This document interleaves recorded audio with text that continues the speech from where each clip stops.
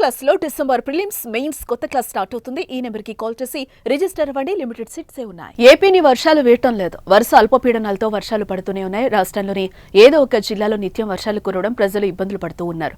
ప్రస్తుతం 2 రోజులుగా కురుస్తున్న వర్షాలు మరో 3 రోజుల పాటు పడే అవకాశం ఉందని వాతావరణ శాఖ హెచ్చరించింది.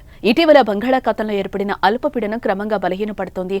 ఏపీ దక్షిణ కోస్తా, తమిళనాడు ఉత్తర ప్రాంత తీరం వెంబడి నైరుతి, పశ్చిమ మధ్య బంగాళాఖాతంలో స్థిరంగా ఉన్న ఈ అల్పపీడనం ఈ సాయంత్రానికి బలహీనపడుతుందని భారత వాతావరణ కేంద్రం వెల్లడించింది.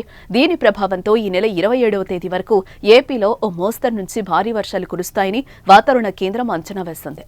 నేడు శ్రీకాకుళం, విజయనగరం, పార్వతీపురం, మన్యం, అల్లూరి సీతారామరాజు, విశాఖపట్నం, అనకాపల్లి, కాకినాడ, అంబేద్కర్ కోనసీమ, తూర్పు గోదావరి, పశ్చిమ గోదావరి, కృష్ణా, ఎన్టీఆర్, గుంటూరు, బాపట్ల, పల్నాడు, ప్రకాశం, నెల్లూరు జిల్లాలోని కొన్ని ప్రాంతాల్లో మోస్తరు నుండి భారీ వర్షాలు కురిసే అవకాశం ఉందని ఏపీ విపత్తు నిర్వహణ విభాగం హెచ్చరించింది.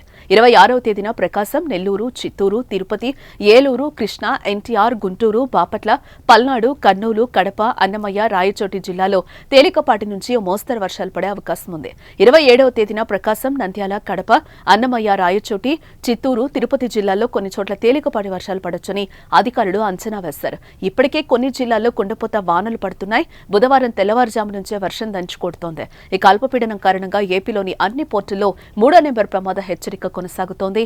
రాష్ట్రంలో చలి తీవ్రత కూడా పెరిగింది.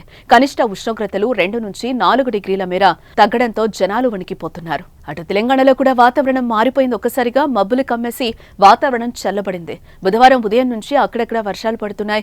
మంగళవారం కూడా హైదరాబాద్తో పాటు పలు జిల్లాల్లో తేలికపాటి నుంచి ఒక మోస్తరు వర్షం కురిసింది.